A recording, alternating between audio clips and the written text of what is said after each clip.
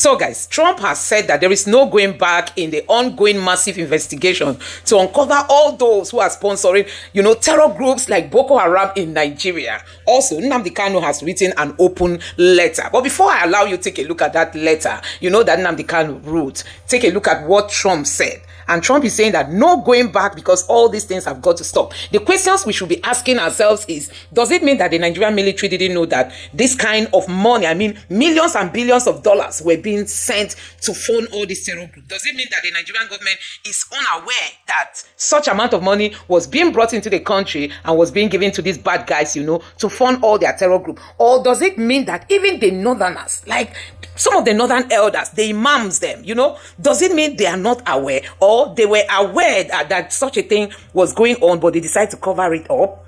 We've been told that there are some strong and massive, financial institutions that has all this Islamic affiliation, that they are the ones who are really helping these guys to continue with their terror. So guys, I'm going to allow you to take a look at what Trump said in this video. Honestly, this must be sending some strong message to those who are the ones covering up Boko Haram. Just take a look at this video and you'll be listening to what Nnamdi Kanu has written as his open letter. Take a look.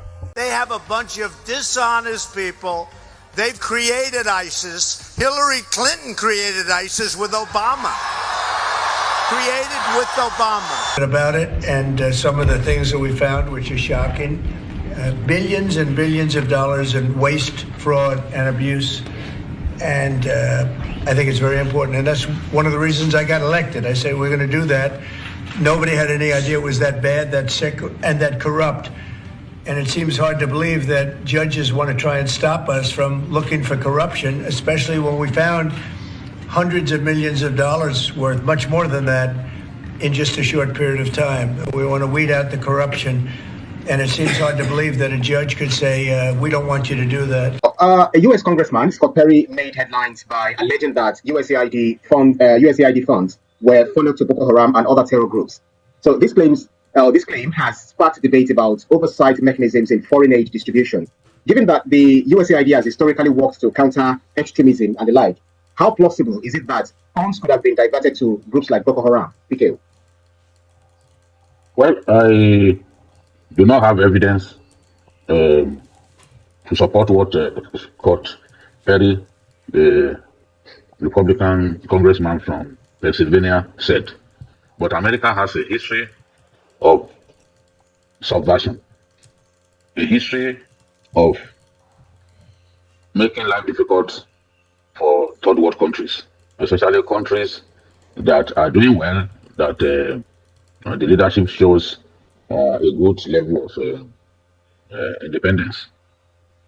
And there are things that have happened that would make me believe that indeed Scott Perry was saying the truth. Sometime around 2011, Nigerian clergymen led by Orishe Jafo, who was the leader of CAN and PFN, went to the US Congress and presented a paper pushing for the American government to designate Boko Haram as a terrorist group so that its funding can be frustrated by the US government. They campaigned on the floor of the US Congress, but the Americans declined.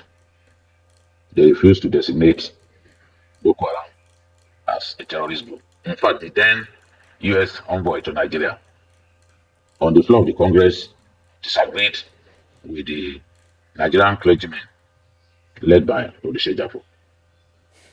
And there are three US agencies that naturally should agree on such a matter: the State Department, the FBI, as well as the CIA. But what we saw was that the State Department opposed the idea of designating Boko Haram as a terrorist group, that its funding should be tracked so that it will be denied of the oxygen that it needed desperately to continue its killing campaign in Nigeria. Churches were being attacked. Remember the Christmas Day bombing churches were targeted. So it wasn't a surprise to me that those Christian clergymen felt it was necessary to take the campaign to the US to see what they could do to help us stop the funneling of funds to Boko Haram.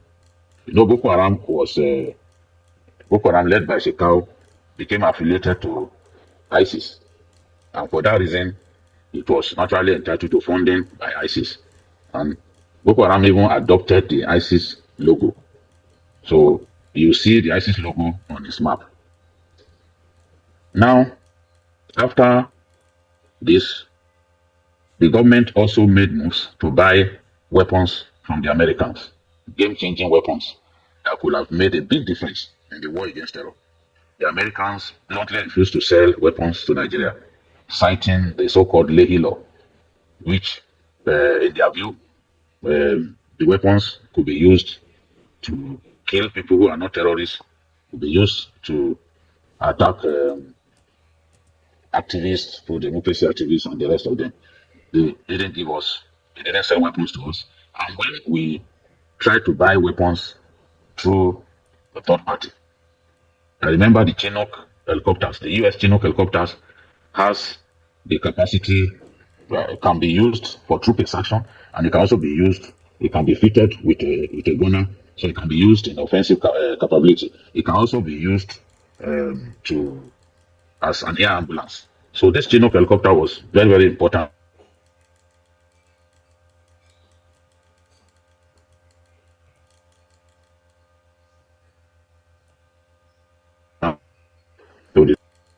So invariably, the Americans reached out to the third-party elements that were trying to buy weapons from and told them that they should not sell to us. For example, if America sold weapons to Israel in the first instance, Israel cannot resell that weapon to a third party unless it got permission from the US authorities. So our attempt to buy Chinook helicopters at that time were frustrated. It was when Donald Trump came into office that he then decided to sell the Tucano bombers to us. He brushed aside the Leahy Law. He got influential Republicans to lobby the Congress to allow Nigeria to buy the Tucano jets, which really helped us because of the precision and the accuracy of the Tucano jets. So, if you are interested in defeating terror, why wouldn't you sell weapons to Nigeria? I think that all along, some Republican elements had been uncomfortable with the activities of U.S. Agencies outside of their country. You can see Elon Musk, whom Donald Trump appointed as to lead the Department of Government Efficiency, even criticized USAID, alleging that it engages in rogue operations. What do we mean by rogue operations? The sort of thing that CIA also does in some countries that are deemed unfriendly to the US, including regime change and all that. We saw what happened in Libya. Today, Libya has not recovered. All the kind of things that we are talking about happened in Syria. It happened in Yemen. It happened in Sudan. In all of these countries, we've seen how the Americans have been trying to make sure that peace does not reign in those countries. And don't forget, in November 2009, the Americans requested to be allowed to set up a permanent base in Nigeria. Of course, our president at the time, Umar Yar'Adua, declined, said he was not going to agree to that. And not long after that, Boko Haram activities were stepped up, and Nigeria has not recovered from that. Now, the USAID has reported that he spent 2.8 billion naira on Nigeria between 2022 and 2024. But people are asking the question, where is the evidence of this kind of money? Perhaps this kind of money was part of what was used to sponsor insurgency within our country. So when a congressman from America, this one is not a Russian, when an American says this is what our country has been doing, then we have no reason in the world to simply dismiss what they are saying. On the 20th of January, Donald Trump issued an executive order suspending all U.S. foreign aid for 90 days. And in doing that, he cited concern about global destabilization among other concerns. So Trump was worried that some of the so-called foreign aid that America gives countries are actually being used to cause crisis across the globe, what we call global destabilization. And nobody is actually doing sufficient vetting to ascertain that these monies are not going into the hands of establishment bandits and other people, including terrorists. Between 2014 and 2023, you said release 7.8 billion to Nigeria. Now, it claimed that in 2024, that he spent so much money on education, humanitarian affairs, and the rest. But the USAID has continued to come under attack for allegedly funding organizations linked to terrorist groups. You know what I'm talking about. You can Google as I talk. What is Californium? Californium. Is a state in the United States? No. It's a precious stone. Oh, not California. That's why I want to tell you this. Californium. Neum. Californium in today's market, Google and tell me the price before I finish talking. In today's market today, in the world market today, one may ask, in Borno State, there is Boko Haram. There are areas that are still mined, now no-go area. The weather is harsh. It's very unfriendly. It's a small place. But there is something the international community with the connivance of Nigeria. Every day you have NGOs coming into, and they are hiring houses from 10 years, 20 years and above. And once you give them the price, they don't ask, they just pay. What are they doing? Why are most of them coming with satellite telephones? Why are most of them coming with PCs that are working with the same satellite telephones? Computers that are working directly with satellite. How come most of them come under the guise of supportive activities to the poor? They are giving them medication. Did the Ministry of Health bother to discover the type of medicine they are giving to the poor? How come there is increase in kidney and cancer, kidney and liver and cancer problems in Borno? How come it is attacking old people? How come the NGOs live in the wee hours of the night where soldiers dread to go? Police, security men cannot go. They go this Californium do they take per day? How much is a gram of Californium in world market today? Who has Google to know? 27,100,000 per gram. $1 million. I didn't say naira. Yes, it's the most expensive thing. Do we have it in Nigeria? In abundance in Borno State. That's what started the Boko Haram. That's the game. Are we aware? How can we be ignorant of our country, of our place, of what God has given to us? If we don't know your country, what type of leadership are you coming to give? You are a liability if you don't know. How can we be supporting ignorance to say that's where we search for leadership? What can we do about it? Somebody should read it out. How much is Californium? Okay. Californium is... Talk to the mic properly. Californium is $27 million per gram, not kilogram. So how many grams is in a kilogram? 1,000. 1,000 grams makes 1 kilogram. And 1 gram is $27 million. So 1 kilogram is the most expensive. You know when I knew this? 1996. And one of the offenses we committed to some big men is getting to know this. We were tagged enemies, and it should not be known. 1996, I was tagged. Remember, at that time, there was the first campaign against me in Concord newspaper, front page, the Iron Man behind Abacha. That was the beginning on how to destroy me. And all for Nigeria. And I'm doing it for our well-being. If you sit down and say Kuwait is rich, how can we be seeing our relations, our parents? Whosoever you are, a mother is a mother. You see mothers carrying wood. And that's your mother. If you laugh at her because she's poor, she's your mother. You see an uncle trekking, some without shoes into the farm, toiling the soil. That's your father. It doesn't matter which part of Nigeria he comes from. It doesn't matter whether he's a Muslim or Christian. These are our parents. How can we have these riches and be seeing poverty all around us and we think we're comfortable? What am I going to tell God Almighty? I'm a deceit, I'm a liar. It is better I offend any person in telling him the truth and standing by it than to offend God Almighty. That's the way some of us are. That's why we're not friendly with some of them. The Niger Deltans not drink good water, no hospital. In fact, Niger Delta, let me tell you one of the little homework we have done. Out of numerous that you are aware of, you know spillage that you see in Niger Delta? This oil spillage is deliberate. Oh, it's deliberate. It's a game. Let me tell you what it is. You know these rubber plants, the plants, yes, is harder coming from water, correct? Yes. Once there is spillage and it stays beyond a month, part of it becomes rotten and hardened. And then when money is paid for environmental cleaning, that plant in itself that is soft they in harvest oil, it. they will now take it along. No, take it along. And when it is now regrilled, refiltered, is the best energy for nuclear plants. So that is to say, environmental degradation, environmental pollution is an investment at the expense of our mothers, at the expense of our fishermen in South, at the expense of their health.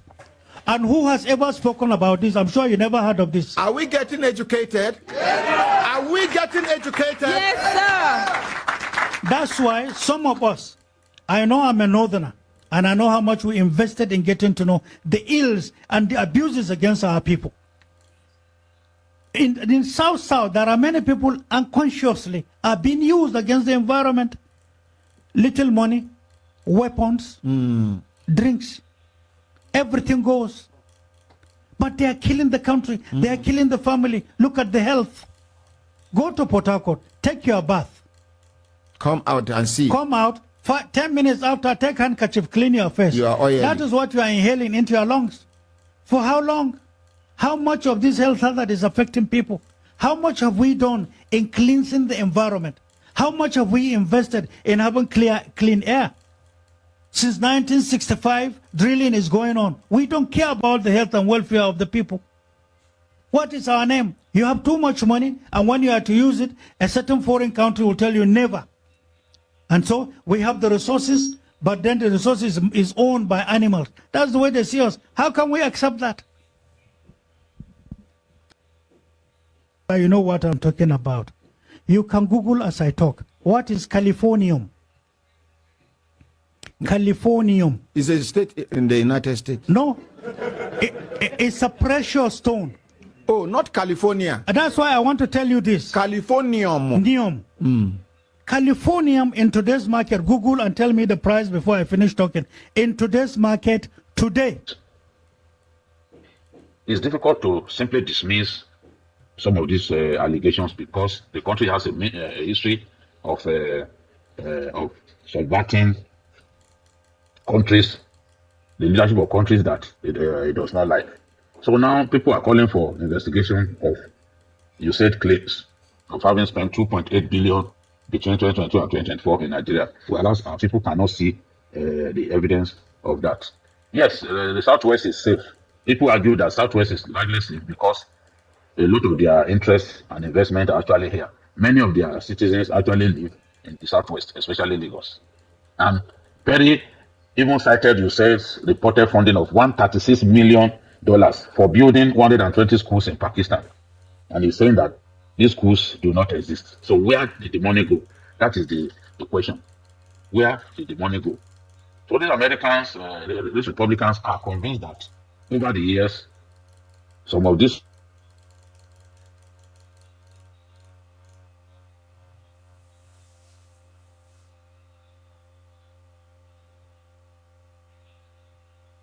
Because Sudan, for example, look at what is going on in Sudan. Look at a country like Somalia, where you expect that people share the same religion, the same ethnicity, at least to be able to come together as one people. But there's no peace.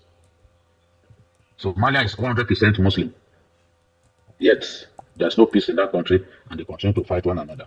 So, regime change. America believes that if the government is not on the side, that there has to be a regime change.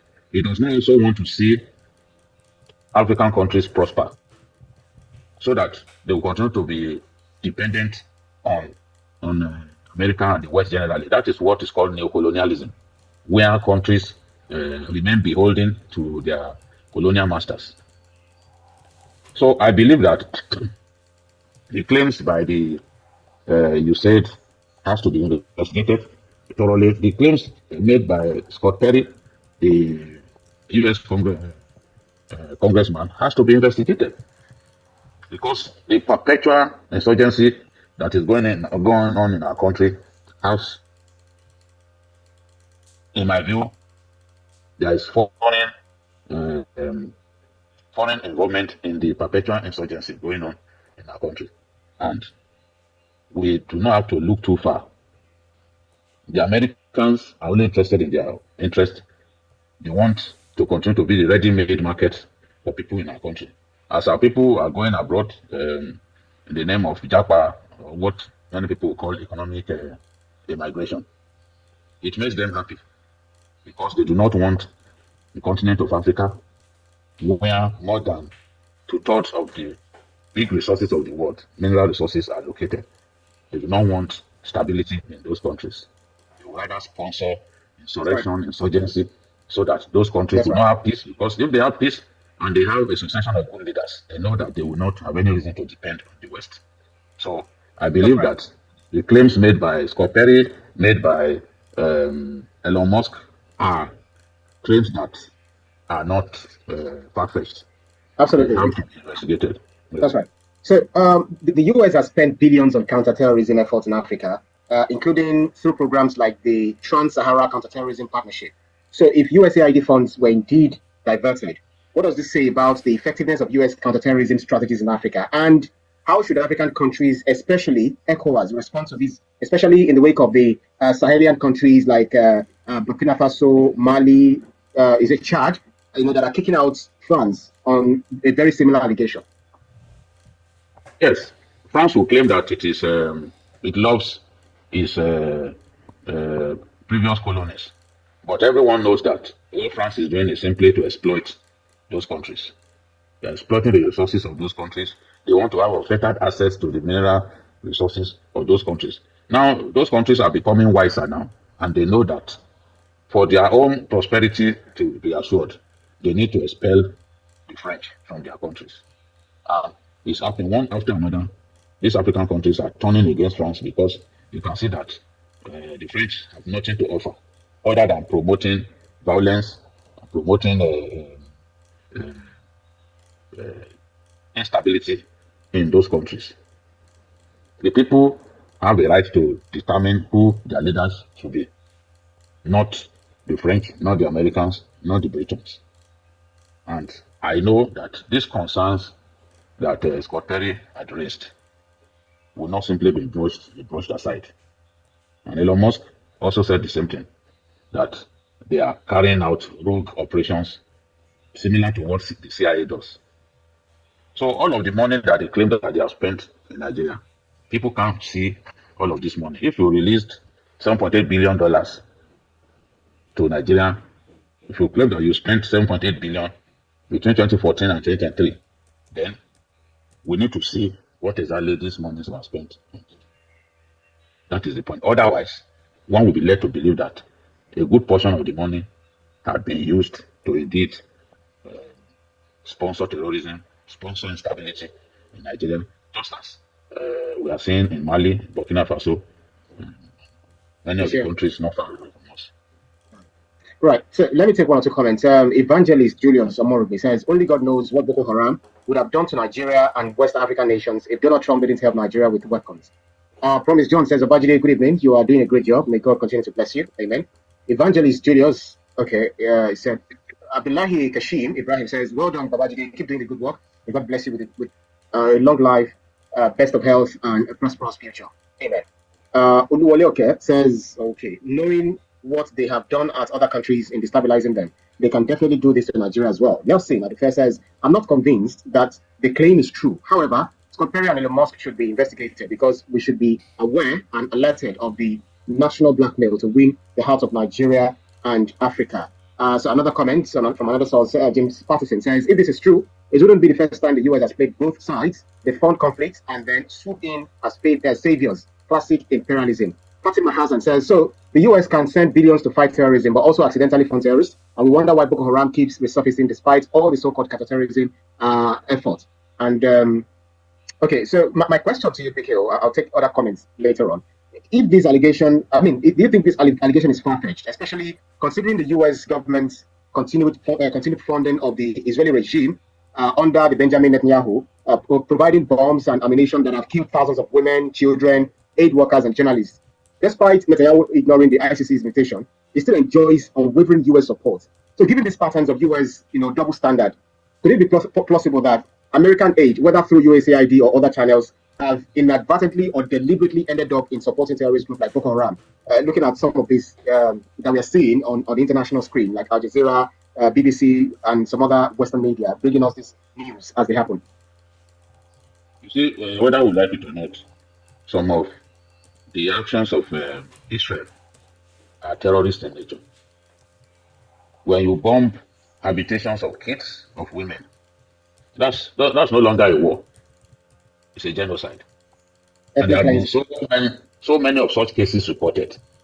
Video evidence provided and all that. Sometimes even journalists are targeted and killed by journalists from Al Jazeera once they know that, these people will not see things their own way. And America continues to support Israel. Just look at what Trump said recently, that he was going to relocate the people of Gaza. And he was telling the Jordanians to be ready to receive them. Why would any world leader speak in this manner? And he has also issued direct threat to Hamas. I do not like Hamas. I believe that a lot of their leaders are bare-faced terrorists.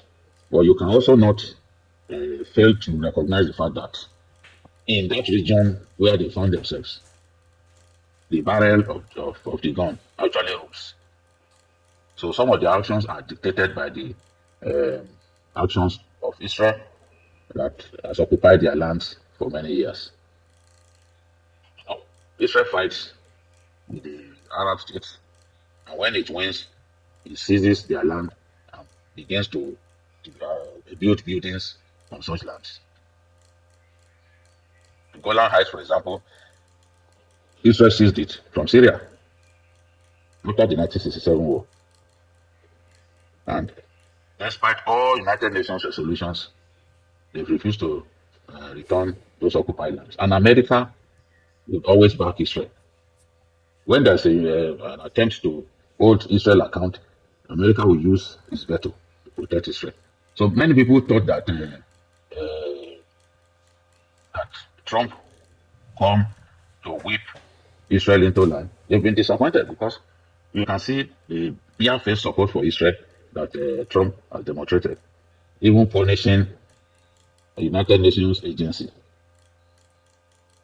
for taking a stand against Israel. So the Americans, just like the French, are hypocrites. Anybody who believes them or believes that they cannot subvert African nations is somebody who is very poor in history.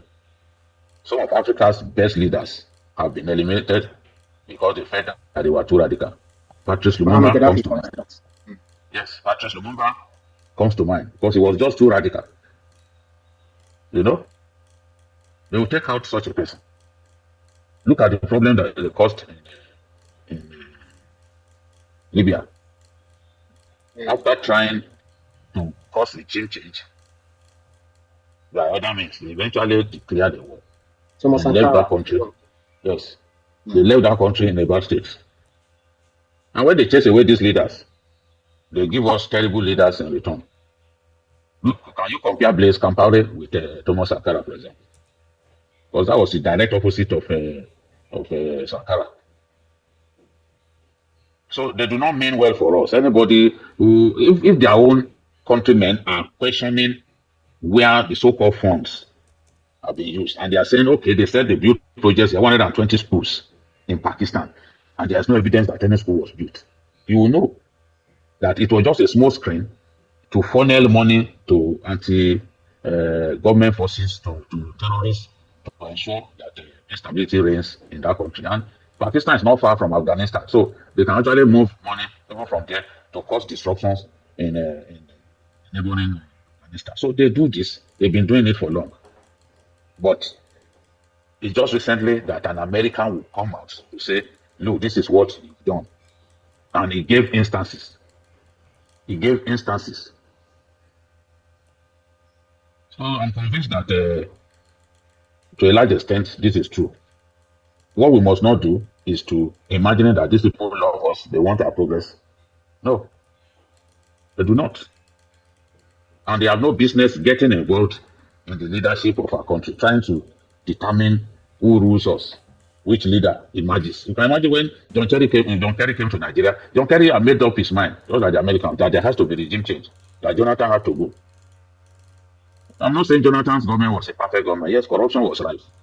But it's not in America's place to come and determine who our next president should be, or whether there should be regime change in Nigeria. It's not in their place. The same people refuse to sell weapons to us. They call Obama African president from America. But what did Obama do for us? Obama refused to sell weapons.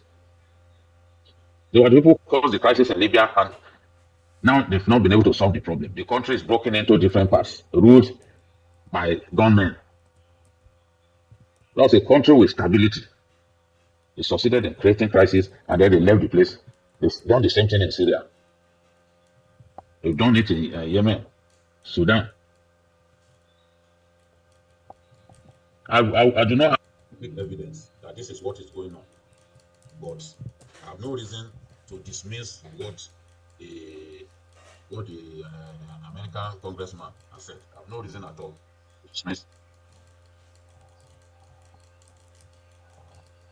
Right.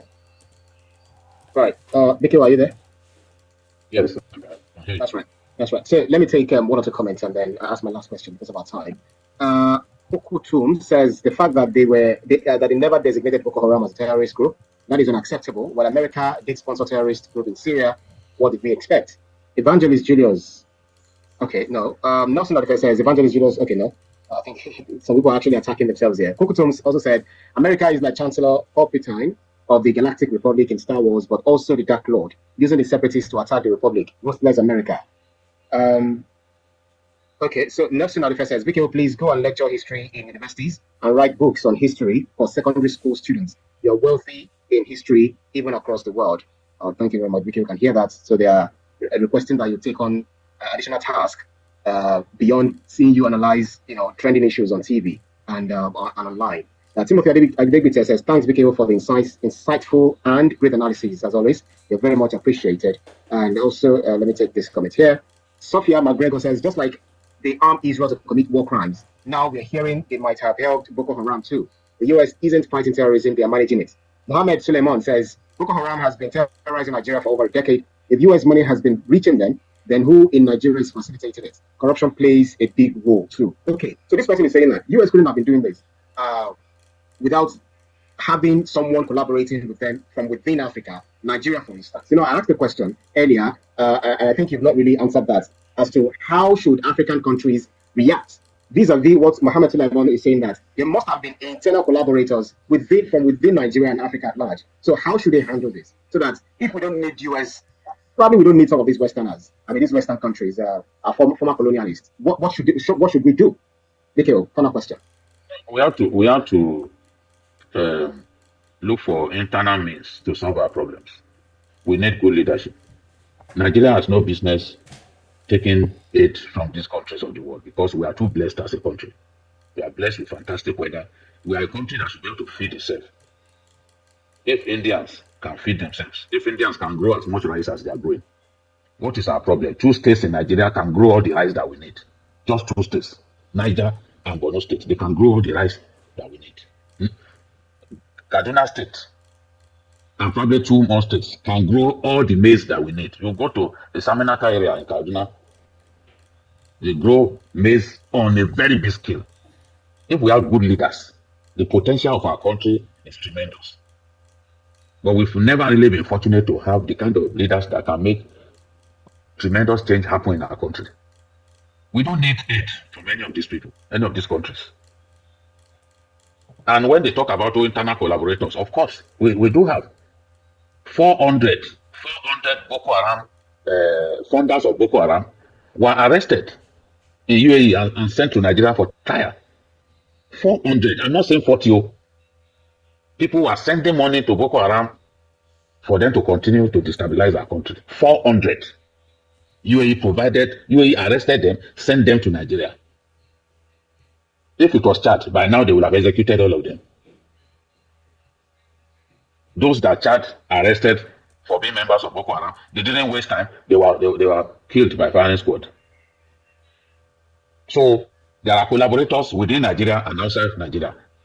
Those ones were sending money from UAE, sending foreign exchange to Boko Haram to fund terrorism. And these guys were arrested and sent to Nigeria. So we want to see our country jail those people so that others can learn. So the Americans, there's no way they will use people from within our country. You know, look at what Scott Perry says. Somebody else got the money. You are paying for terrorism. This has got to end. Because there's no proof that those projects that they claimed, you said, there's no proof that those projects happened. They said there's no school. They claimed they built 120 schools in Pakistan. I said there's zero evidence. Let somebody else fact check him out and show to the world that he lied. So if there's no evidence of such spending, then where did the money go? I don't think true patriots will get up and lie against their country. That's why I'm worried. That's why I'm worried. And America has a history of subverting governments around the world. They have a history. They have a history. So I'm not surprised at all. I'm just worried. Just worried. But our leaders must know that these people do not mean well. They have to provide good leadership. Good leadership will bring about real growth and development. And we won't need these foreign powers. We won't need them. We need homegrown solution to our problems. We won't need them. We don't need them. That's right. Richard Cohen says, if USAID is guilty of this, then every Western aid agency needs to be scrutinized. How much of this so-called humanitarian assistance is really just geopolitical manipulation? Amina Yusuf says, the US funds Israel's war crimes and now possibly Boko Haram.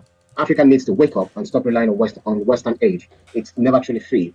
Anthony Rodriguez says, this is why so many don't trust the US government. They claim to fight terror, but always seem to be involved in funding it. Wake up, people. And then finally, Festus Iyobosa says, if Obama cannot come and explain to Nigerians how they fund Boko Haram, oh well. Evangelist Julius Mary says, we really need visionary leaders. Nigeria, Africa has what it takes. Prayers of a Nature says, they didn't build any school in Afghanistan. The American government is like this from Nicaragua to Chile and Panama. Well, that's our show for today's edition of Issues with Jide. Special thanks to you, Babajide Kolade Tutoju, for those insightful analyses, as always. Open letter to the general public by Mazi Nnamdi Kanu. To all men and women of goodwill in Nigeria and beyond, I write to you today not as a mere defendant in a case but as a man whose fundamental rights have been trampled upon, a victim of gross injustice orchestrated by a government sworn to uphold the law. I have remained silent for too long in the face of relentless persecution, but the events of recent days have compelled me to take this extraordinary step, an open letter to expose the fraudulent and unjust treatment meted out to me since my extraordinary rendition in 2021. The unlawful proscription of hip-hop. In a landmark ruling on March 1, 2017, the Federal High Court in Abuja declared unequivocally that the indigenous people of Biafra, IPOB, is not an unlawful group. This ruling, based on the legal principle of proof beyond reasonable doubt, was widely publicized and can be verified. Any government that respects the rule of law should have followed due process if dissatisfied. Instead, the then Attorney General, Abubakar Malami, and the late Abba Kyari orchestrated a backdoor maneuver to proscribe IPOB as a terrorist organization in an ex-party proceeding, one conducted without my knowledge or representation. This blatant act of judicial fraud set the stage for the continued persecution of IPOB members and millions who identify with our cause. The violation of my fundamental rights. On October 26, 2022, the Federal High Court ruled that my extraordinary rendition and continued detention were unconstitutional. The judgment explicitly stated that my abduction in Kenya, my forced return to Nigeria, and my inhumane treatment amounted to a brazen violation of my fundamental rights to dignity and life under Section 34, 1A, of the 1999 Constitution. The court ordered the government to issue an apology and pay compensation. In any lawful society, Such a ruling would have ended my unlawful detention and prompted a meaningful engagement on the self-determination struggle that led to this crisis. But in Nigeria, the rule of law is a mere illusion, ignored at the government's convenience. The disregard for court judgments. On October 13, 2022, the Court of Appeal reaffirmed that my abduction and extraordinary rendition violated international and domestic laws. It stated in no uncertain terms that no Nigerian court had jurisdiction to try me under these circumstances. However, rather than comply with this ruling, the government resorted to judicial manipulation, enlisting 3 other justices of the Court of Appeal to fraudulently overturn the judgment through an irregular and dishonest stay of execution. This maneuver defies legal precedent. The Supreme Court has repeatedly held that a government that disobeys court orders cannot seek judicial relief. Yet, in my case, the law is twisted beyond recognition to perpetuate my unlawful detention. The Supreme Court's complicity. On December 15, 2023, the Supreme Court remitted my case back to the Federal High Court for trial. However, it also ruled that my bail should not have been revoked in the first place and noted clear bias in the lower court's decision. Logically, when my case was returned for trial, my bail should have been reinstated in accordance with the Supreme Court's findings. But instead, the Federal High Court, acting in clear connivance with the government, deliberately ignored this aspect of the ruling, ensuring that I remain unlawfully detained. This is a direct violation of Section 287 of the Nigerian Constitution, which mandates a call to the public and the international community. What is happening to me is not just about Nnamdi Kanu, it is about the future of justice and the rule of law in Nigeria. When the judiciary becomes an instrument of oppression rather than a guardian of rights, no citizen is safe. My continued detention despite clear court orders for my release is a travesty of justice that should concern every right-thinking individual. I call upon the Nigerian people, the international community, and all advocates of justice to take notice. This orchestrated judicial fraud must be exposed. Nigeria stands at a crossroads. Either it upholds the rule of law or fully embraces tyranny. The choice remains in the hands of those who believe in justice and freedom. So guys, you have seen what we are saying about, terrorism in Nigeria. It's a very strong business. We've been told that it's $1 billion industry. And there are people who don't want it to stop. They are enjoying it, that people are being bite in Nigeria. People are enjoying it. It makes some people richer. And that was why when the real fight against Boko Haram was to, be intense, some of them didn't like it. And the ex-military man from Benue State, Danjuma, has come out to say they collude. They collude. If you are waiting for them to save your life, then you are going to buy at the hands of your enemies. They collude. So does it mean that all this kind of money have been flowing into the hands of all these bad guys, and they are telling us that they didn't know about it? Is it what they are trying to tell Nigerians? That they didn't know about all this money coming into their hands, and they are using it to do all kinds of things in Nigeria against the Nigerian people. And now Trump has come out to unfold everything. Nobody is talking again. They've all gone silent. No wonder Boko Haram keeps thriving. They keep thriving. Last time the CDS was being asked, the chief of defense staff, why has this fight lasted for more than 15 years? He said he doesn't know, that their funding is difficult to stop, that he believes that international bodies are helping. When the police and the military carry their own gun, when they see Boko Haram, they run and drop their guns because they can't match the strength of these people. And this money is flowing into the country, being given to these bad guys. And, even they will still collect from ransom and add to all this. And that is why they're able to buy all kinds of sophisticated weapons. See, Nigerians, whether you like it or not, we should be appreciating Trump. Without the Trump administration, oh my God, Obama would have continued with all this. Without the Trump's administration, Trump has really exposed them, because without Trump, we wouldn't have known what is happening in this country. Everybody would have been thinking that all is fine. That Nigeria is trying its best, but the insurgency is not stopping. You will not know that there are people behind it. I just pray that the next investigation will be unfolding and naming all Nigerians who are involved, who are either the ones, channeling the money directly into the hands of these bad guys, You know, let deeper investigation be done. We want to know how does this money, because the money does not fly. Okay, even if the money gets to Nigeria, at least it will leave the main bank account through somebody to the bad guys in the bush. Who makes that transfer? Who helps them get these funds? Who helps them get these funds? These are some of the questions we all should be asking. So guys, it's really, really so pathetic, you know, looking at how people do not want this country to progress. It's very difficult. People, they don't want this country to progress. And if somebody is asking for secession, they see you as an enemy. But we are in a country where a terror group is being funded by the US. They keep looking at ESN. Everything they say ESN is being funded by people in the diaspora. But see, Boko Haram is receiving billions and nobody knew about it. Nobody knew about it because it's in the north. You don't put eyes on them. Some people call them freedom fighters. Before Buhari came into power, he said that any war on Boko Haram is war on the north. Now, the thing has grown and has outweighed them, outpowered them. They don't even know how to stop Boko Haram again. So guys, a whole lot. We are just waiting for us to have patriotic leaders who really want this country to move forward. Let me know what you think about this in the comment section below. Please don't forget to subscribe to the channel, turn on the notification bell. Please give this video a like so that YouTube can recommend it to others, and drop your thoughts in the comment section below. Thank you.